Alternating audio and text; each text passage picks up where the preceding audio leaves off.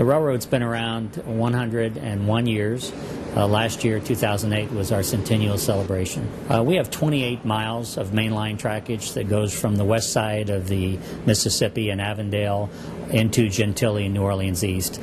Aside from that, we have about an additional 150 miles of switching yards and tracks. During Katrina, the eastern end of our railroad really took the brunt of the hit. The water which came in was on our yard for several weeks.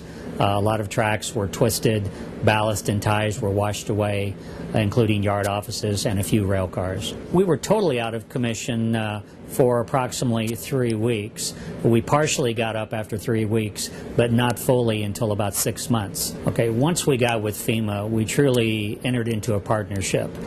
They have worked with us to identify all of the areas that need to be rebuilt. That's the ties, that's the rail, that's the ballast. Now, to date, we've had all of the project worksheets approved.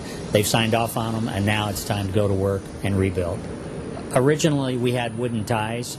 Once we worked with FEMA and explained to them the benefits of putting in steel ties, particularly long-term in a damp environment, they agreed to fund that, which will basically keep that railroad intact and in shape for about 100 years. The crossing signals, the activation gates for the public rail crossings were all underwater for weeks. All of the electronics, the batteries were all ruined, and FEMA replaced those 100%.